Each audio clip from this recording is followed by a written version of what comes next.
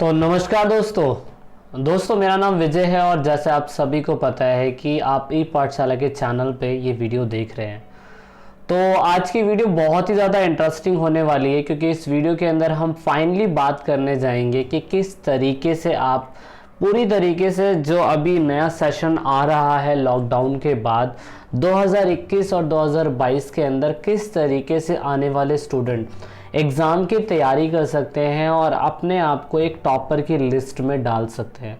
बहुत ही तगड़ा मैं आपको एक रहस्य बताने वाला हूँ इस वीडियो के अंदर कि किस तरीके से आप भी टॉप कर सकते हैं, क्योंकि बहुत स्टूडेंट्स की मिथ होती है कि यार जो टॉप करते हैं स्टूडेंट क्या वो एक अलग से मतलब प्रिपरेशन करते हैं। दोस्तों सिंपल सी बात ये है कि उनके पास भी 24 घंटे होते हैं और आपके पास भी 24 घंटे होते हैं। इस तरीके से आप अपने समय का यूटिलाइजेशन किस हिसाब से करेंगे आने वाले 5 मंथ, मैं आपको पूरी तरीके से प्लान बताऊंगा कि अगर आप अपने एग्ज़ाम को प्रिपेयर करना चाहते हैं, चाहे आप किसी भी स्ट्रीम से हो, चाहे आप आर्ट्स के हैं, चाहे आप कॉमर्स के हैं और चाहे आप साइंस के हैं, ये वीडियो आपको मदद करेगी और आपको बताएगी कि आपके आने वाले 5 मंथ के शेड्यूल को आपको क्या क्या चीज़ें इसमें कवर होंगी वो बताने की कोशिश करता हूँ। मैं आपको एग्ज़ाम पैटर्न बताऊँगा कि किस तरीके से नए एग्ज़ाम पैटर्न के हिसाब से सिलेबस चेंज हुआ है, तो आपको किस तरीके से कौन सी स्ट्रेटजी अपनानी होगी कि आप इसको अप्लाई करेंगे। इसमें सिलेबस बताया जाएगा आपको कि सिलेबस किस हिसाब से होगा। इवन जो बुक्स आपको पढ़नी चाहिए, जो नोट्स आपको लेने चाहिए, परचेज करने चाहिए या खुद बनाने चाहिए, सैम्पल पेपर कौन से होने चाहिए आपके पास। इवन इस ड्यूरिंग पेंडेमिक टाइम पीरियड पर लॉकडाउन भी लगा हुआ है लेकिन फिर भी आपको टॉप करना है, तो उस ऐसे टाइम पीरियड में आप अपने समय को मैनेज कैसे करेंगे। एक स्ट्रेसफुल कंडीशन जो होती है उसके अंडर सिचुएशन में, ऐसा प्रेशर सिचुएशन के अंदर दोस्तों आप किस तरीके से अपने एग्ज़ाम की प्रिपरेशन कर सकते हैं। तो बहुत कुछ कवर होने वाला है इस वीडियो के अंदर। दोस्तों मेरे हिसाब से एग्ज़ाम को क्रैक करना कहीं ना कहीं माउंटेन्स के ऊपर फतेह करने जैसा ही होता है, क्योंकि आपको पता है कि किस तरीके से हज़ारों लोग तैयारी करते हैं माउंटेन्स को चढ़ने की, और आपको पता है कि दुनिया के सबसे बड़े माउंटेन शिखर पर जाना कितना अच्छा महसूस होता होगा इन लोगों को जब भी इनका लक्ष्य होता है। तो आप नोटिस करेंगे कि इस माउंटेन के शिखर पे जाने के लिए भी ये व्यक्ति जितने भी ग्रुप्स में जाते हैं या जो भी पर्वतारोही होते हैं, आपको क्या लगता है कि रातों रात मेहनत करके वहाँ पहुँच जाते हैं? नहीं। तो ऐसा ही सेम अगर आपको टॉप करना है दोस्तों, तो मेरे हिसाब से वो एक पर्वत फतेह करने जैसा ही है। तो उसको टॉप करने के लिए, आपको एग्ज़ाम में टॉप करने के लिए कहीं ना कहीं सही गाइडलाइन, सही प्रोसेस और सही तरीके से सही स्ट्रैटेजी को अप्लाई करना बहुत ही ज़्यादा ज़रूरी होता है। तो मेरे हिसाब से तो सबसे पहले या तो अगर आपको लगता है कि इस वीडियो को देखने के बाद भी अगर आपको कोई डाउट होता है तो आप हमारे इंस्टाग्राम पे हमसे क्वेश्चन पूछ सकते हैं। इंस्टाग्राम वीडियो के अंदर डिस्क्रिप्शन में लिंक है, ट्विटर की भी लिंक मिल जाएगी और आपको हमारे फेसबुक पेज की भी लिंक मिल जाएगी। आप वहां से भी अपने डाउट्स को क्लियर कर सकते हैं। अगर वीडियो देखने के बाद भी आपके कुछ डाउट्स रह जाते हैं, कुछ लगता है कि यार मुझे ये वाली चीज़ पूछनी चाहिए थी सर से और मैं भी शायद से मैं वीडियो के अंदर वो बात नहीं बता पाऊँगा, तो फिर आप हमें इन 3 सोशल मीडिया हैंडल्स पे आप हमें कमेंट कर सकते हैं। हम होपफुली आपको रिप्लाई करने की पूरी कोशिश करेंगे। अब देखिए, मेरा सबसे बड़ा क्वेश्चन हमेशा यही रहता है कि अगर आप इस स्कूल में या कॉलेज में टॉप करना चाहते हैं तो सबसे पहले आपको अपने आप को फाइंड आउट करना होगा, क्योंकि आप जब अपने आने वाले 5-6 महीने किसी चीज़ के अंदर देने वाले हैं और उसके बाद अगर आपको कामयाबी ना मिले तो उसका कोई फ़ायदा नहीं होगा। तो इसीलिए why I want to be a topper in the exam, सबसे पहला दिमाग में क्वेश्चन यही घूमता है कि यार मुझे टॉप क्यों करना है एग्ज़ाम के अंदर। क्या इसको टॉप करने के बाद मैं अपने करियर पाथ को डिकोड कर पाऊंगा? कहने का मतलब ये है कि अगर आपको एग्ज़ाम क्रैक करना है तो क्या आपको एक बेटर लाइफ के लिए, एक बेटर करियर अपॉर्चुनिटी के लिए, एक नए प्रोग्राम सेशन के लिए, क्या आप इस चीज़ के लिए क्रैक करना चाहते हैं एग्ज़ाम को? या क्या आप इस चीज़ के लिए एग्ज़ाम को क्रैक करना चाहते हैं कि बस आप स्कूल में टॉप बनना चाहते हैं, आपके स्कूल के अंदर मैगज़ीन में नाम आएगा, या मैं कहना चाहूँ कि कहीं ना कहीं आप फेम कमाना चाहते हैं, पैसा कमाना चाहते हैं, आप कहीं ना कहीं 12th में टॉप करने के बाद शादी अगर आपकी हो रही है, क्योंकि बहुत से लोगों की शादियाँ भी हो जाती हैं होपफुली, तो क्या आप मोटा दहेज पाने के लिए शादी करना चाहते हैं या इसमें टॉप करना चाहते हैं 12th क्लास के अंदर। तो रैंडमली बहुत सारे क्वेश्चन है कि आपके पेरेंट्स आपको क्या कहते हैं, कहीं ना कहीं फोर्स कर रहे हैं कि नहीं तुम्हें टॉप करना है, तुम्हें टॉप करना है। तो मैं आपको जेन्युइनली तरीका ये बताना चाहता हूँ, जब तक आपके मन में टॉप करने की इच्छा नहीं होगी ना, तो कोई भी व्यक्ति आपको टॉप नहीं करवा सकता है। तो इसीलिए सबसे पहले find the reason why I want to be a topper in the exam. अगर आपको लगता है कि यार मैं टॉप करके सही राइट पाथ पे अपने करियर को डिकोड करना चाहता हूँ, मैं अगर इसमें टॉप करूँगा तो फिर मैं ये स्ट्रीम लेके अपने भविष्य को सुनहरा बनाना चाहता हूँ, अगर आपकी ऐसी आइडियोलॉजी है तो ऑल इन गुड, आप बहुत सही वीडियो देख रहे हो, क्योंकि आपको इसमें बहुत कुछ जानने को मिलेगा, बहुत कुछ सीखने को आपको इसके अंदर मिलेगा। तो इसी चीज़ को मैं आपको बताने की कोशिश कर रहा हूँ। अगर आप अपने मेंटली प्रेशर में हैं और आप सिर्फ लोगों को देख के टॉप करना चाहते हो, तो मैं आपको कहना चाहता हूँ इस वीडियो को स्किप करिए, इस वीडियो को मत देखिए, क्योंकि आप आने वाले 5 साल के अंदर बहुत कुछ चीज़ों को खोने वाले हैं। अगर आपको टॉप करना है, अपने सही करियर पाथ को चुनना है, तो आपको वीडियो को पूरा देखना पड़ेगा। अब बात करते हैं।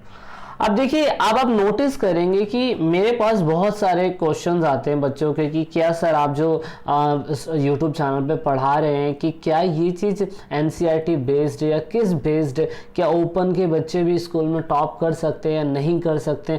तो देखो, अब आप डिपेंड करता है कि आप किस प्रोफाइल के स्टूडेंट हो। अगर आप 2020 और 21-22 का एग्ज़ाम दे रहे हैं, तो आपका जो प्रिपरेशन अप्रोच है, आप किस अप्रोच से बिलोंग करते हैं, आप किस बैकग्राउंड से आते हैं। दैट मीन्स अगर आप रेगुलर एनसीईआरटी बेस्ड स्टूडेंट हैं, जो क्योंकि लॉकडाउन की वजह से स्कूल नहीं खुल रहे हैं, लेकिन फिर भी आप एनसीईआरटी बेस्ड स्कूल है, किसी की ऑनलाइन क्लासेस हो रही है, किसी की ऑनलाइन क्लासेस नहीं हो रही है, अगर आप एनसीईआरटी बेस्ड स्टूडेंट है तो आपके लिए बहुत ही ज़्यादा इंपॉर्टेंट वीडियो हो सकती है ये। उसके बाद अगर मान लीजिए कि आप एनसीईआरटी बेस्ड स्टूडेंट भी नहीं है, अगर आप ओपन से पढ़ रहे हैं, बच्चे ओपन से भी तो 12th एग्जाम देते हैं, ओपन्स में NIOS होता है, उसके बाद इग्नू के भी इंस्टीट्यूट ओपन से आते हैं, जिसमें आप देखते हैं कि वहाँ से भी लोग ओपन से भरने की कोशिश करते हैं। और इवन मान लीजिए कि आप एनसीईआरटी बेस्ड स्टूडेंट है ही नहीं, आपका बोर्ड ही अलग पड़ता है, आपका बिहार बोर्ड है, आपका मध्य प्रदेश बोर्ड है, आपका झारखंड है, आपका राजस्थान है, तो भाई मान लीजिए कि आपका कोई सा ही बोर्ड है, क्या वहाँ के बच्चे टॉप नहीं करते? क्या करते हैं ना।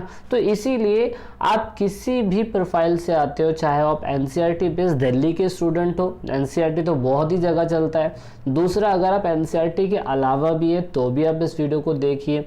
उसके बाद अगर आप NIOS और इग्नू के भी स्टूडेंट है ना, तो भी मैं आपको स्ट्रैटेजी बताऊंगा कि किस तरीके से आप अपने स्कूल के अंदर, अपने कोर्स के अंदर टॉप कर सकते हैं। ओके, तो देखिए, सबसे पहले तो अगर बिगनिंग की बात करें तो बिगनिंग में आपको कहीं ना कहीं सबसे पहले तो आपने शुरुआत कर दी।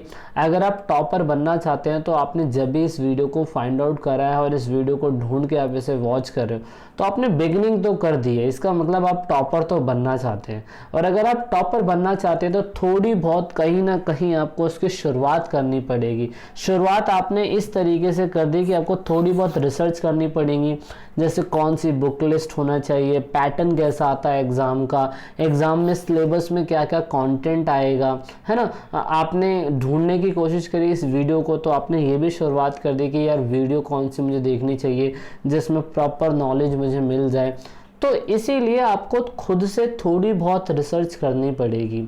अब हो सके तो हो सकता है ये भी कि जो चीज़ें मैं आपको बता रहा हूँ कि उसमें से कुछ चीज़ें छूट भी जाए, तो इसीलिए आपको खुद से भी थोड़ी बहुत रिसर्च करनी पड़ेगी, पैटर्न समझना पड़ेगा एग्ज़ाम का, आपको सिलेबस समझना पड़ेगा।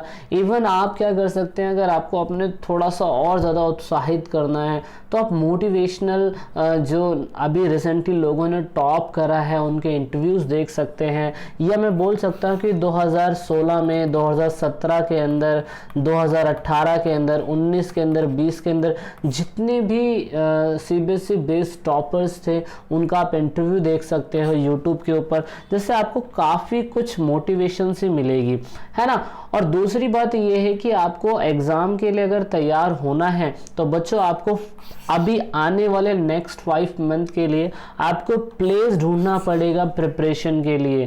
प्लेस इन द सेंस, अगर आप जिस कमरे में रहते हैं तो अपने घर वालों को पहले बोल दीजिए कि 5 महीने के लिए भाई मेरे को इस प्लेस पे इतने टाइम तक के लिए शांति चाहिए। आपका प्लेस कुछ ऐसा होना चाहिए कि जिसमें से रोशनी, बाहर से रोशनी भी आ सके, आपकी घरों की जो रोशनी है वो भी ठीक ठाक सी रहे, एक मन अंदर से प्रसन्न होना चाहिए, अदरवाइज अपने आप को आप बंधा बंधा सा महसूस करेंगे। तो इसीलिए आपका जो प्लेस ऑफ प्रिपरेशन होना चाहिए दोस्तों एक प्रॉपर एनवायरनमेंट में होना चाहिए। अगर वो एनवायरनमेंट अच्छा नहीं होगा तो आप नहीं पढ़ सकते। अगर बाहर हो हल्ला हो रहा है, गाने बज रहे हैं, आप ऊपर वाले फ्लोर पर रहते हैं, नीचे वाले फ्लोर पर म्यूज़िक बज रहा है, आपके पढ़ते समय पढ़ने की जो टेबल है, डेस्क है, वो सही तरीके से ऑर्गेनाइज नहीं है, तो इसीलिए सबसे पहले आपको जब इसकी शुरुआत करनी है अब तो आपको ये ढूंढना पड़ेगा, आपको ये फाइंड आउट करना पड़ेगा कि मुझे बैठ के कहाँ पे स्टडी करनी है, मुझे प्रॉपर तरीके से कौन सी बुक लिस्ट, कौन सा सिलेबस है, मुझे डेस्क ढूंढना है, मुझे एक प्लेस ढूंढना है जहाँ पे मुझे शांति मिल सके कि अगर मैं 2-3 घंटे स्टडी कर रहा हूँ तो स्टडी करते समय मुझे कहीं ना कहीं बिल्कुल शांति मिलनी चाहिए। अभी शेड्यूल आपका कैसा भी हो सकता है वो मैं आपको बताने की कोशिश करूँगा, लेकिन प्लेस ऑफ प्रिपरेशन बहुत ही ज़्यादा मैटर करता है।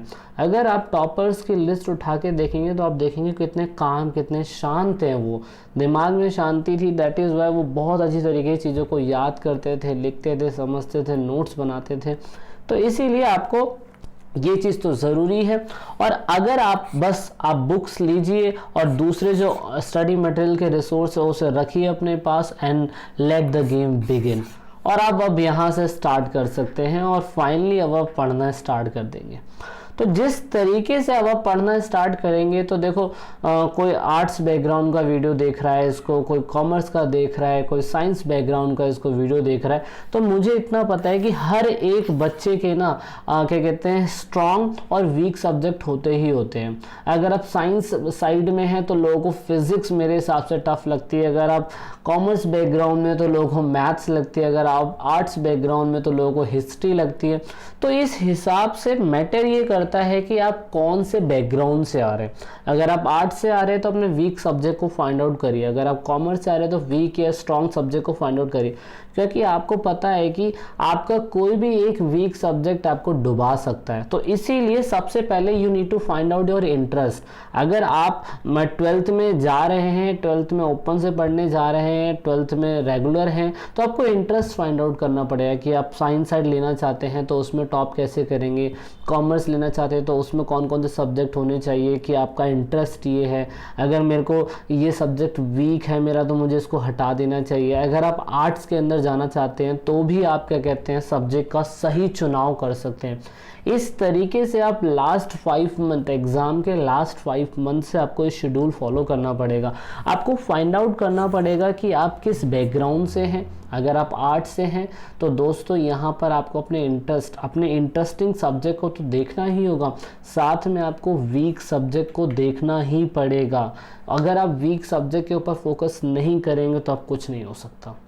दूसरा, जब आपने प्लेस ऑफ प्रिपरेशन को ढूंढ लिया तो प्लेस ऑफ प्रिपरेशन के लिए, पढ़ने के लिए आपको मटेरियल की ज़रूरत पड़ेगी, क्योंकि जब तक आपके पास मटेरियल नहीं होगा तो दोस्तों आप कुछ नहीं कर सकते। आप मटेरियल ऑफलाइन कहीं से ले सकते हैं, आप बाज़ार जा सकते हैं एक दिन टाइम निकाल के, और जो भी आपकी कोर्स बुक है, स्टडी मटेरियल है, गाइड है, सैम्पल पेपर है, कुछ भी वो आप आसानी से बाज़ार में जाके परचेज़ कर सकते हैं। दूसरा, अगर आपको लगता है कि यार आसपास आप मान लीजिए कि बहुत ठेठ गांव के अंदर हैं और वहाँ पे आपको चीज़ें अवेलेबल नहीं हो पा रही, एक्सेस नहीं हो पा रही, तो दोस्तों आजकल ऑनलाइन एक ऐसा ज़रिया है, ऑनलाइन ऐसी चीज़ें कि आप कुछ भी मंगाइए आपको वहाँ से मिल जाता है। तो इसीलिए आप या तो ऑनलाइन परचेज़ करिए या तो ऑफलाइन परचेज़ करिए, पर you have to buy study material. अगर आप मान लीजिए कि आप कॉमर्स बैकग्राउंड के हैं और आपको मैथ्स की बहुत ही ज़्यादा ज़रूरत है, तो दोस्तों आपको टॉप करने के लिए एक्स्ट्रा मटेरियल की ज़रूरत पड़ती है।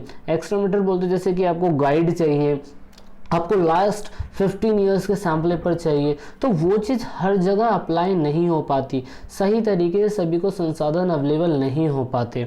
अगर आप इन सभी चीज़ों को ला सकते हैं तो बहुत अच्छा है। आप अपने बड़े लोगों से, सीनियर लोगों से, जो आपसे ज़्यादा पढ़े लिखे हैं, आपके इलाके के अंदर समझदार हैं, जो वीक सब्जेक्ट है, आप उनसे मदद ले सकते हैं, आप उनसे गाइडेंस ले सकते हैं। आप बोल सकते हैं कि अगर मेरा यार ये वीक सब्जेक्ट है, चलिए मान लीजिए कि आप आर्ट्स बैकग्राउंड के हैं, आर्ट्स बैकग्राउंड में अगर आपका हिस्ट्री बहुत ज़्यादा वीक है तो आप अपने सीनियर से कंसल्ट करिए, जो जिस जॉब प्रोफाइल के अंदर है। मान लीजिए कि उसने भी कभी आर्ट्स पढ़ी होगी, तो आप उससे कंसल्ट करिए, उससे पूछिए कि मुझे इस चीज़ को कैसे पढ़ना चाहिए। तो इस तरीके से मैं आपको बताऊं कि आप यहाँ पे कहीं ना कहीं अपने वीक और स्ट्रॉन्ग सब्जेक्ट के बीच में बैलेंस बना सकते हैं। और लास्ट के 2 मंथ में तो मैं आपको यही बोलना चाहता हूँ, 5 महीने में से लास्ट के 2 मंथ के अंदर तो आपको वीक सब्जेक्ट के ऊपर बहुत ज़्यादा मेहनत करनी पड़ेगी। चाहे आप उसे लिख लिख के मेहनत करिए और चाहे उसे याद करके मेहनत करिए, पर आपको करना पड़ेगा। अब इस हिसाब से अगर सिलेबस की बात करें तो देखो, अकॉर्डिंग टू लॉकडाउन बहुत सी चीज़ों में बदलाव आया है। Commerce, arts and science background के स्टूडेंट्स के लिए सबसे इम्पॉर्टेंट बात यही है, चाहे वो ओपन के हो चाहे वो रेगुलर स्टूडेंट्स हो। दोस्तों यहाँ पे ना एनसीईआरटी बुक्स जो होती है ना, जनरली बहुत ही सही है। सिलेबस में अगर बात करें तो आप इतने 3-5 महीने, 6 महीने, 7 महीने जो एग्ज़ाम की तैयारी करोगे ना, वो 3 घंटे एग्ज़ाम के लिए ही होते हैं। 3 घंटे का जनरली कोई भी पेपर होता है। अगर आप एनसीईआरटी बेस्ड स्टूडेंट हैं तो आपको एनसीईआरटी बुक्स को बहुत सीरियसली पढ़ना पड़ेगा। एक एक चीज़ को, अगर आप मैथ्स पढ़ रहे हैं तो मैथ्स को बहुत एक एक क्वेश्चन को सॉल्व करना पड़ेगा, एग्जाम्पल्स को सॉल्व करना पड़ेगा। अगर आप साइंस में है तो डेरिवेशंस जितनी भी होती है, बायो के सब्जेक्ट जितना भी होता है, जितना भी, मतलब कहने का मतलब ये है कि आपको एनसीईआरटी तो ऐसे घोल के पी जानी होगी। अगर एनसीईआरटी बुक्स को अगर आपने सीरियस नहीं लिया तो आप कुछ भी नहीं कर पाएंगे। तो एनसीईआरटी बुक्स को बहुत ही ज़्यादा इंपॉर्टेंट है पढ़ना सीरियसली तरीके से, स्पेशली आर्ट्स स्टूडेंट्स के लिए। आर्ट्स स्टूडेंट्स बहुत ही ज़्यादा सोचते हैं कि यार हमने तो मतलब झंडा गाड़ लिया 2 घंटे पढ़ के और हम टॉप कर सकते हैं। ऐसा बिल्कुल भी नहीं है। कोई भी टॉपर जो होगा ना आपकी क्लास के अंदर, वो हमेशा आपको कहेगा यार मैं तो पढ़ता ही नहीं हूँ, मैं तो बस ऐसे ले आता हूँ। सही मायने में ये बिल्कुल झूठ होगा, क्योंकि टॉप करने के लिए दोस्तों 2-3 घंटे पढ़ने से कुछ नहीं होता है। तो इसीलिए अब आपको पता है कि according to new syllabus MCQ भी ऐड हो गए हैं, तो 20 से 10 क्वेश्चन तो एमसीक्यू के भी आते हैं। तो वो एमसीक्यू इतने हलवा नहीं होते कि आप कैसे भी कर लोगे। तो इसीलिए मैं आपको कहना चाह रहा हूँ कि आपको एनसीईआरटी बुक को सिलेबस के अकॉर्डिंग, जो सिलेबस में नया रिडक्शन हुआ है, रिड्यूस हुआ है, तो वीडियो के डिस्क्रिप्शन में मैं लिंक दे दूंगा कि सीबीएसई ने क्या क्या चीज़ों को बदला है, क्या क्या चीज़ों को ऐड करा है, वो आपको वीडियो के डिस्क्रिप्शन में उसका लिंक मिल जाएगा। तो उसकी टेंशन बिल्कुल मत लीजिएगा। अब यहाँ पे मैं आपको बुक लिस्ट सजेस्ट करना चाहता हूँ। बुक लिस्ट ये वीडियो का सबसे इम्पॉर्टेंट पार्ट है, क्योंकि दोस्तों जब आप पढ़ाई कर रहे होते हैं, सही डायरेक्शन में किताबें अगर आपको नहीं मिलेंगी तो आप कुछ भी नहीं कर सकते हैं। तो मैंने आपको सबसे इम्पॉर्टेंट चीज़ क्या बताई, अगर आपके पास एनसीईआरटी बुक है सो दिस इज़ इनफ। आप उसे पढ़िए, एक एक चीज़ का बिल्कुल तबीयत से पढ़ें, बिल्कुल डीपली पढ़ें, क्योंकि आने वाले 2 मंथ, जब आप 5 महीने की तैयारी कर रहे हैं तो 2 महीने तो आपको एनसीईआरटी बुक को घोल के पी जानी है। और उसके बाद अगर आप दूसरी कोर्स बुक में, मान लीजिए आप राजस्थान बोर्ड से हैं, आप बिहार बोर्ड से, आप मध्य प्रदेश बोर्ड से, तो भी तो आपके पास बुक होंगी ना। तो उन बुक को बहुत डीपली एनालाइज करिए, डीपली पढ़िए, डीपली समझिए। अगर आप मैथ्स पढ़ रहे हैं, अकाउंट्स पढ़ रहे हैं, बायो पढ़ रहे हैं, तो एक एक क्वेश्चंस को 10 बार करके देखिए। इस तरीके से आपको क्वेश्चंस के पैटर्न समझ में आएंगे। और बार बार लिखने से, बार बार पढ़ने से, प्रॉपरली रीड आउट करने से बहुत ही ज़्यादा फर्क पड़ता है। अब क्योंकि जब आप पढ़ लेते हो तो उसमें बेस्ट नोट्स आपको चाहिए होते हैं, आपको स्टडी मटेरियल चाहिए होता है थोड़ा एक्स्ट्रा भी, और सही सिलेबस अगर आपको मिल जाए तो दोस्तों वारे के न्यारे हो जाते हैं। अब बहुत से ऐसे स्टूडेंट्स हैं जो ये कहते हैं कि सर हमने तो बुक्स को बहुत बार पढ़ लिया है, बहुत बार ख़त्म कर लिया है।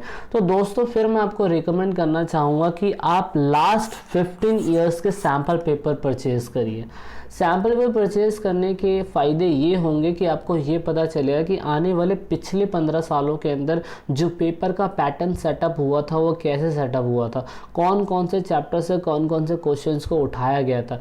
ये आइडिया आपको नहीं लग पाएगा, लेकिन जो सैम्पल पेपर प्रिंट करते हैं और जो सैम्पल पेपर के जो क्वेश्चन सीबीएसई बोर्ड के अंदर आते हैं, या किसी भी आप अगर मान लीजिए कि आप एनसीईआरटी बेस्ड स्टूडेंट है तो आपको बहुत आसानी से मार्केट में या ऑनलाइन भी अवेलेबल हो जाता है। अगर आप ऑनलाइन परचेज़ करना चाहते हैं तो मैं वीडियो के डिस्क्रिप्शन में इसका लिंक दे दूंगा, आप वहां से भी परचेज़ कर सकते हैं। यहाँ पर आप ऑनलाइन परचेज़ करें या ऑफलाइन परचेज़ करें, लेकिन आपको लास्ट 15 ईयर्स के सैम्पल पेपर परचेज़ करने इसलिए ज़्यादा ज़रूरी होते हैं कि आपको समझ में आता है कि कौन से चैप्टर से किस किस हिसाब से पिछले 15 साल से सीबीएसई कैसे क्वेश्चंस पूछ रहा है। अगर आपको लगता है कि आपके पास सैम्पल पेपर पढ़ने का अभी समय है और अभी आपने जस्ट पढ़ाई स्टार्ट करी है, तो दोस्तों मार्केट में बहुत सारी गाइड्स अवेलेबल होती हैं। आप ट्यूशन क्लासेस जब जाते हैं अपनी ट्यूशन क्लासेस, तो जब मान लीजिए कि आपका हिस्ट्री का एक चैप्टर कंप्लीट हो गया और आपने हिस्ट्री के चैप्टर कंप्लीट करने के बाद कोई गाइड ले रखी है, गाइड बोले तो ओसवाल की गाइड बहुत अच्छी है मेरे रिकमेंडेशन के हिसाब से। अरिहंत है, आरएस अग्रवाल है, आरडी शर्मा है, एमबीडी है, जेपीएच है, गोल्डन सीरीज है, फुल मार्क्स है। ये गाइड्स ऑनलाइन भी अवेलेबल है और ऑफलाइन अगर आप अपने नियर बाय मार्केट में जाएंगे तो भी अवेलेबल है। लेकिन दोस्तों मैंने लगभग क्योंकि मैं आर्ट्स स्टूडेंट को पढ़ाता हूँ तो मैंने लगभग सारी गाइड्सों को देखा है।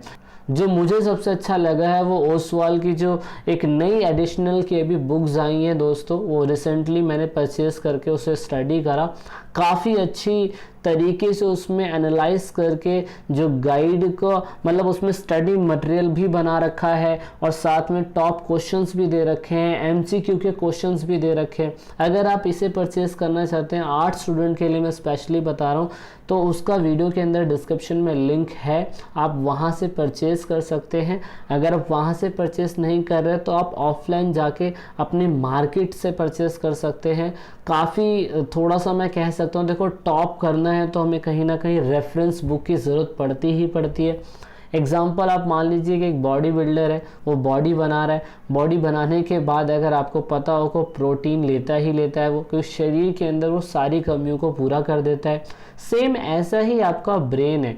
एनसीईआरटी बुक आपकी शुरुआती एक्सरसाइज है। शुरुआती एक्सरसाइज जब आप कर लेते हैं, बेसिक एक्सरसाइज जब कर लेते हैं तो एडवांस एक्सरसाइज आती है, और वो एडवांस एक्सरसाइज आपकी guides, study material, last 15 year sample paper, इनसे सॉल्व होंगे। और जब आप इन चीज़ों को बहुत ही अच्छी तरीके से पढ़ लेंगे ना, तो मैं आपको गारंटी दे रहा हूँ कि आपको कोई रोक नहीं सकता है।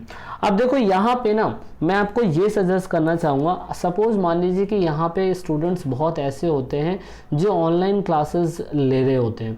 अब क्योंकि ऑफलाइन क्लासेस वहाँ पे अवेलेबल नहीं होती हैं, तो दोस्तों यूट्यूब एक ऐसा प्लेटफॉर्म है ना, आप आर्ट्स के हैं, आप कॉमर्स के हैं, आप साइंस साइड के हैं, सभी के आपको ऑनलाइन चैप्टर वाइज, आपको क्या कहते हैं, syllabus wise, chapter wise, important question wise video available हो जाती हैं।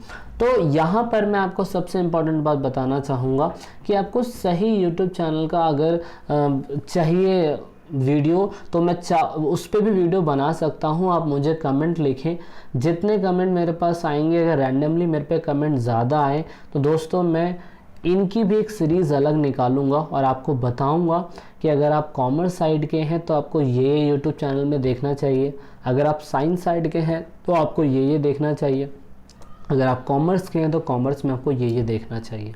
इस तरीके से अगर आप जैसे मान लीजिए कि आप एनसीईआरटी बुक पढ़ रहे हैं, एनसीईआरटी बुक पढ़ते पढ़ते समय कभी कभी हमें बोरिंग सा लगने लगता है, तो हम क्या करते हैं, हम यूट्यूब चैनल खोल लेते हैं। यूट्यूब चैनल खोलने के बाद हम उस चैप्टर की वीडियो सुन रहे होते हैं किसी के थ्रू, क्योंकि जब वीडियो को हम देखते हैं ना, तो देखने से हमें चैप्टर के कंपैरिजन में, मतलब बुक के कंपैरिजन में ज़्यादा अच्छी तरीके से समझ में आता है। तो दोस्तों मैंने अपने यूट्यूब चैनल के ऊपर हिस्ट्री, उसके साथ पॉलिटिकल और उसके साथ ज्योग्राफी। अगर आप 12th क्लास के स्टूडेंट हैं तो दोस्तों इन तीनों की सीरीज़ बहुत अच्छी तरीके से हमारे चैनल के ऊपर चैप्टर वाइज हमने अपलोड किए हुए हैं। हिस्ट्री की सारी कंप्लीट है, पॉलिटिकल की सारी कंप्लीट है, ज्योग्राफी की सारी कंप्लीट है। आप चाहे तो बुक के साथ साथ वहाँ से भी वीडियो देख सकते हैं और आपको काफ़ी ज़्यादा हेल्पफुल होगा वहाँ से। और उसके बाद वीडियो देखने के बाद मैंने आपको बताया सैम्पल पेपर, गाइड, इन्हें परचेज़ करना बहुत ही ज़्यादा ज़रूरी होता है, क्योंकि ये आपके लिए एडवांस मैं कह सकता हूँ एक्सरसाइज की तरह है। तो आप जाइए परचेज़ करिए, वीडियो के अंदर डिस्क्रिप्शन में लिंक है, वहाँ से परचेज़ करना है तो वहाँ से परचेज़ करिए, ऑफलाइन जाके परचेज़ करना है तो ऑफलाइन जाके परचेज़ करिए, पर परचेज़ करिए, यू हैव टू परचेज़। यहाँ पर अगर आप टॉप करना चाहते हैं और आने वाले 5 साल के 5 महीने के लिए अगर आप कुछ भी पैसे खर्च नहीं करेंगे तो कोई फ़ायदा नहीं है। 400-500 रुपये खर्च करने से कोई फ़र्क नहीं पड़ेगा।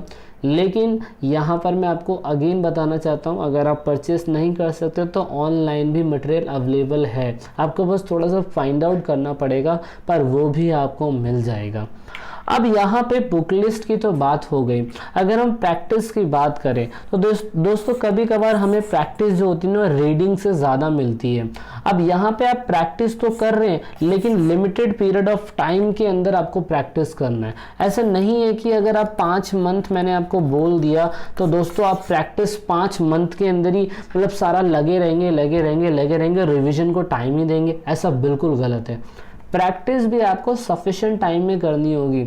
ऐसा नहीं है कि जब 3 घंटे का पेपर आपको देना होता है तो 3 घंटे का पेपर देने के लिए सबसे पहले आपको अपने लिख के भी मेहनत करनी होती है, अपने आप का खुद का भी टेस्ट लेना होता है। अगर आप खुद का टेस्ट नहीं लेंगे तो उन 3 घंटे आने वाले एग्ज़ाम के 3 घंटे के अंदर आप लिख ही नहीं पाएंगे, है ना। तो इसीलिए आपको लिमिटेड पीरियड ऑफ टाइम के अंदर जो प्रैक्टिस टेस्ट है उन्हें सॉल्व करने पड़ेंगे। क्योंकि मैंने आपको जो लास्ट 15 ईयर्स के जो सैम्पल पेपर परचेज करने के लिए कहा है वो सिर्फ इसीलिए ही कहा है कि जब आप उसमें देखेंगे उसमें अनसॉल्व भी तो होंगे ना।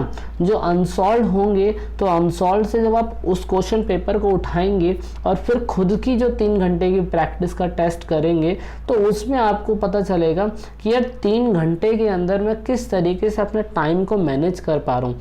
क्या ये सैम्पल पेपर को जो 3 घंटे का होता है क्या मैं उसे 3 घंटे से पहले सॉल्व कर पा रहा हूँ। सॉल्व करने के बाद आपने अपने ट्यूशन क्लासेस को सर्च करवाया, मतलब चेक करवाया, अपने सीनियर को चेक कराया या खुद चेक करा, कैसे भी करा, लेकिन आपको टाइम का बाउंडेशन बहुत ही ज़्यादा क्लियर तरीके से समझना पड़ेगा।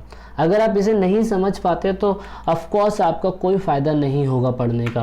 अब यहाँ पर मैंने एक चीज़ नोटिस करी है, बहुत से स्टूडेंट्स ऐसे होते हैं हाई क्लास वाले जो आराम से एसी के बीच में बैठ के अपना डेस्क लेके बैठे हुए और प्रैक्टिस कर रहे हैं। लेकिन आपको पता है कि सीबीएसई बोर्ड का एग्ज़ाम मार्च, अप्रैल, मई तक भी जाता है, तो उस टाइम पीरियड पर कहीं ना कहीं बहुत गर्मी होती है। तो आपको अपने प्लेस ऑफ प्रिपरेशन को ऐसे मैनेज करना होगा कि ना वो ज़्यादा गर्म हो ना वो ज़्यादा ठंडा हो। आपकी बॉडी ऐसी होनी चाहिए कि आप हर टाइप के एनवायरनमेंट में एग्ज़ाम दे सके। तो इसीलिए आपको जो एनवायरनमेंट होना चाहिए वो कंफर्टेबल होना चाहिए। क्योंकि आप कभी कभी नोटिस करते हो कि सीबीएसई बोर्ड ऐसे स्कूलों के अंदर फेंक देती है जहाँ पर डेस्क भी प्रॉपर तरीके से नहीं होते, मच्छर काट रहे होते हैं। मैं ये स्कूलों की बेइज्जती तो नहीं कर रहा क्योंकि दिल्ली सरकार तो काफ़ी अच्छी इम्प्रूव हो गई है, लेकिन और स्टेट्स की भी तो गवर्नमेंट है ना जहाँ पर प्रॉपर तरीके से अभी स्ट्रक्चर भी अवेलेबल नहीं है। लोग बच्चों को 3 घंटे के टाइम पीरियड में पानी पीने के लिए भी नहीं भेजा जाता है। तो ऐसे बहुत सारी सिचुएशन होती है। इसीलिए जब आप प्रैक्टिस कर रहे होते हैं तो आपको वो इन्वायरमेंट, जिस तरीके का इन्वायरमेंट है ना उसमें मैनेज करना बहुत ज़्यादा ज़रूरी है। दूसरा ये है कि आप जो एमसीक्यू जो 20 क्वेश्चन आने वाले हैं आपके एग्ज़ाम के अंदर, वो एमसीक्यू के लिए आप ऑफलाइन या ऑनलाइन ज्वाइन हो सकते हैं। किताबों को पढ़ते समय जब वो सैम्पल पेपर पढ़ोगे, गाइड पढ़ोगे, लास्ट 5 ईयर्स के क्वेश्चन पे 15 ईयर्स के क्वेश्चन पेपर पढ़ोगे तो उनमें से एमसीक्यू क्वेश्चंस को फाइंड आउट करना ज़रूरी है। क्योंकि ये एमसीक्यू क्वेश्चंस ऐसे हैं जो बिल्कुल या तो ठीक होंगे या तो बिल्कुल गलत ही होंगे, है ना। तो इसीलिए जिसमें आप वीक है ना, जो टॉपिक आपका वीक है, आर्ट्स कॉमर्स साइंस सभी स्टूडेंट्स को पता है कि मेरी क्या चीज़ें वीक होती है, मुझे किस पे कमांड पे प्रैक्टिस करनी है। तो उन सब्जेक्ट का आप क्या कर सकते हैं, एमसीक्यू क्वेश्चंस पढ़ते समय, चैप्टर पढ़ रहे हैं, एनसीईआरटी बुक पढ़ रहे हैं, वहाँ से हर किसी में से एमसीक्यू क्वेश्चंस बना सकते हैं। एमसीक्यू क्वेश्चंस बनाते रहेंगे तो मेरे मायने में मैं आपको बता रहा हूँ कि आपके 20 के 20 क्वेश्चन में से एक भी क्वेश्चंस गलत नहीं होगा, है ना। तो अगर हम बात करें रिविजन्स की, अगर लास्ट का 1 मंथ बचा है, लास्ट मंथ के अंदर आपको रिवीजन को बहुत सीरियसली लेना है। जब आप रिवीजन्स कर रहे होते तो रिवीजन्स के लिए हमने अपने ई पाठशाला यूट्यूब चैनल के ऊपर हिस्ट्री, ज्योग्राफी और पॉलिटिकल साइंस के लिए 1-1 घंटे का लेक्चर डाला हुआ है। आप लास्ट मंथ के अंदर आप सिर्फ 1 घंटे के लेक्चर को देखिए और आपका सिलेबस कंप्लीट है, और बस रिवीजन करिए, सुनते रहिए वीडियो को। अगर आपको नोट्स अवेलेबल करवाने हैं रिवीजन के तो आप हमारे ई पाठशाला ब्लॉग वेबसाइट पे भी जा सकते हैं। जिन बच्चों ने नोट्स परचेज कर लिए हैं वो बहुत अच्छा है, अदरवाइज़ हमारी वेबसाइट में आपको फ्री में भी अवेलेबल हो जाएंगे नोट्स सभी सब्जेक्ट्स के।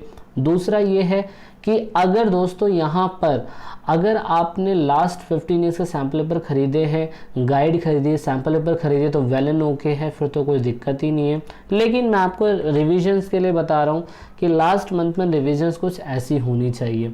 इस तरीके से आपको 100 मार्क्स लाने से कोई नहीं रोक सकता। मैं 100 में से 100 मार्क्स की बात कर रहा हूँ यहाँ पे। तो इस तरीके से आप परचेज़ करिए सैम्पल पेपर। परचेज़ करने के बाद दोस्तों कमेंट करिए कि सर मैंने परचेज़ कर लिया है ना, तो मैं उसको ज़रूर पिन करूँगा उस कमेंट को। उसके साथ साथ मेरे हिसाब से आने वाले 5 मंथ का जो आपका टाइम टेबल होगा ना, कुछ इस हिसाब से होगा कि आपको 2 महीने के अंदर एनसीईआरटी या अपनी जो भी कोर्स बुक होती है, चाहे आप एनआईओएस से है, चाहे आप इग्नू से हैं, चाहे दूसरे बेस्ड स्टूडेंट्स हैं, या आप एनसीईआरटी बेस्ड है, तो 2 महीने के अंदर तो आपको इसको ख़त्म कर लेना है। दूसरा 2 महीने के अंदर आपको गाइड्स के क्वेश्चंस और लास्ट 15 ईयर्स के जो क्वेश्चंस हैं उनको सॉल्व कर देना है 2 महीने के अंदर, और लास्ट 1 मंथ आपको रिविजन्स और प्रैक्टिस के लिए रखना है। इस तरीके से आपका टोटल 5 मंथ जो है इस तरीके से खर्च होगा, और आपको कोई भी नहीं रोक सकता है टॉप करने से आपके स्कूल में, आपके जोन में, और दूर दूर तक कोई दिखाई नहीं देगा आपके सामने। तो भाई इस हिसाब से डेली रूटीन किस हिसाब से होना चाहिए स्टूडेंट्स का, और स्टूडेंट्स को बहुत कन्फ्यूज़न होती है कि हम करें क्या। तो भाई मेरे हिसाब से आप 2 घंटे राइटिंग प्रैक्टिस पे ध्यान दो, और 2 से 3 घंटे रीडिंग और वॉचिंग वीडियोज़, क्योंकि बहुत से लोग ऑनलाइन भी पढ़ रहे होते हैं। आप ट्यूशन क्लासेस जा रहे हैं तो वहाँ पे भी 1 से 1.5 घंटे हो जाते हैं। अगर आप ऑनलाइन भी पढ़ रहे हैं तो भी आपको एक वीडियोस को देखने के लिए 1 से 1.5 घंटे होते हैं। तो ये आपके ऊपर है कि आप 2 घंटे रीडिंग पे फोकस कर रहे हैं, 3 घंटे वॉचिंग पे फोकस कर रहे हैं, या 1 घंटे लिखने पे फोकस कर रहे हैं। ये हर स्टूडेंट के अपनी खुद की क्राइटेरिया है। हर स्टूडेंट को पता होता है कि मेरी लिखने की स्पीड कम है तो मुझे लिखने पर ज़्यादा प्रैक्टिस करना है, यार मैं पढ़ कम पाता हूँ तो मुझे पढ़ने पे ज़्यादा प्रैक्टिस करना है, यार मैं वीडियो 1.5 घंटे वाली है, 1.5 घंटे वाली वीडियो को 1.5x की स्पीड पे देख लूँगा, जल्दी ख़त्म हो जाएगी। मैंने चैप्टर पहले पढ़ा हुआ है, मुझे बेसिक चीज़ें पढ़नी है। तो ये डिपेंड करता है आपके ऊपर। अब देखो जिस तरीके से जो सोर्स ऑफ इंटरनेट आपको मिलता है, जो इन्फॉर्मेशन आपको मिलती है, उसमें बहुत ही ज़्यादा मेंटली प्रेशर होता है स्टूडेंट्स के ऊपर कि यार 5 महीने कंटिन्यू 5 घंटे पढ़ना और हर चीज़ को बहुत अच्छी तरीके से एनालाइज करना, 5 महीने मैंने फोकस करें, तो कहीं ना कहीं स्टूडेंट पर मेंटली प्रेशर हो जाता है। तो इसीलिए मेंटली प्रेशर को ख़त्म करने के लिए मेरे हिसाब से आपको चीज़ों को फिक्स करना पड़ेगा। जैसे आपको डिजिटल डिवाइस के लिए टाइम निकालना पड़ेगा। कहने का मतलब ये है कि बहुत से स्टूडेंट कहते हैं सर मैं जब फेसबुक खोलता हूँ तो मैं स्क्रॉलिंग करता रहता हूँ, यूट्यूब की वीडियो खोल ली तो बस मैं यूट्यूब की वीडियोज़ को देखता रहता हूँ। तो मेरे हिसाब से आप सभी को कहीं ना कहीं फ़िक्स टाइम करना पड़ेगा। फ़िक्स टाइम करना पड़ेगा कि यार मैं फ़ोन सिर्फ और सिर्फ इतने आवर्स के बीच में ही फ़ोन को टच करूँगा, अदरवाइज़ मैं फ़ोन टच नहीं करूँगा। इस हिसाब से आपको अपनी स्टडी और अपने एक्सरसाइज का टाइम भी मैनेज करना पड़ेगा, क्योंकि पढ़ते पढ़ते समय सिर्फ आप अपने बॉडी स्ट्रक्चर पे काम नहीं कर रहे हैं, आप मेंटली प्रेशर पे, आपके पास मेंटली प्रेशर बढ़ता जा रहा है। तो ऐसी पढ़ाई का क्या फ़ायदा। आपने टॉप तो कर लिया लेकिन आप फिज़िकली टॉप नहीं है तो भी कोई फ़ायदा नहीं। तो इसी हिसाब से आपको अपना शेड्यूल बनाना पड़ेगा। शेड्यूल बनाने के लिए 7 घंटे नींद बहुत ही ज़्यादा ज़रूरी है। ये नहीं कि आँख के नीचे डार्क सर्कल पड़ते जा रहे हैं और बस आप अंधेधुंध पढ़ते जा रहे उसका कोई फ़ायदा नहीं है। आपको अच्छा खाना खाना है, कुछ भी ऐसा मत खाना जिससे आपकी फिज़िकली और मेंटली हेल्थ ख़राब हो। और इस हिसाब से आपको कम से कम हर हर दिन आधे घंटे आप योगा करिए, जिम करिए, रनिंग करिए या थोड़ी बहुत स्ट्रेचिंग करिए, वो बहुत ही ज़्यादा ज़रूरी है।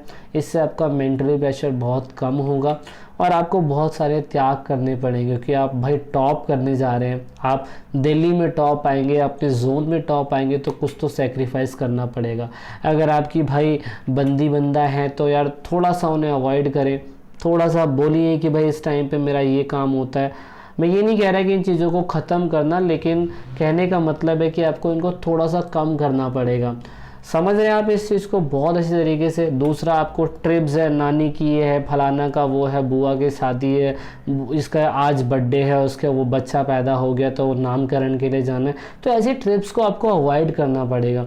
फालतू के दोस्तों के साथ, फालतू के रिलेटिव्स के साथ टाइम एंगेजिंग बहुत ही ज़्यादा दिक्कत वाली बात है। क्योंकि मैं ये नहीं कह रहा कि आप इन चीज़ों को ख़त्म कर दोगे, लेकिन अगर आप जितना इन चीज़ों के अंदर टाइम दोगे उतना कहीं ना कहीं आपको अपने स्टडी के ऊपर समय नहीं मिलेगा। तो इस तरीके से मैं आपको गारंटी दे रहा हूँ कि आपको 100 में से 100 लाने से कोई नहीं रोक सकता है। तो भाई लास्ट में बस मैं आपको ये बताना चाहता हूँ, नो परफेक्ट अप्रोच और a perfect part two success. देखो, मैंने आपको हिमालय पे चढ़ने के लिए, मैंने आपको माउंटेन पे चढ़ने के लिए, माउंट एवरेस्ट पे चढ़ने के लिए एक रास्ता बताया है, लेकिन बहुत से ऐसे भी रास्ते हैं जो दूसरी तरीके से हिमालय पे चढ़ने के लिए होते हैं।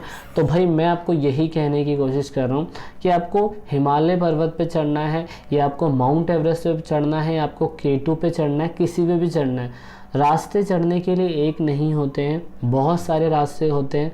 अगर आपको मेरे इन रास्तों पे चलना है, अगर आपको ये चीज़ें पसंद आती है तो बहुत अच्छा है, अदरवाइज़ आप दूसरे और भी रास्ते अपना सकते हैं। लेकिन मेन मकसद है टॉप करना, तो टॉप करना बहुत ज़्यादा ज़रूरी है। आपको उस पर फोकस करना चाहिए, आप उस पर फोकस करिए।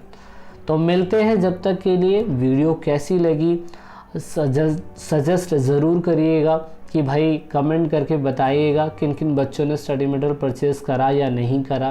ओके, तो जब तक के लिए मिलते हैं अगली वीडियो में। आज़ाद रहे, गाज़ियाबाद रहे और हमारी वीडियोस देखते रहें।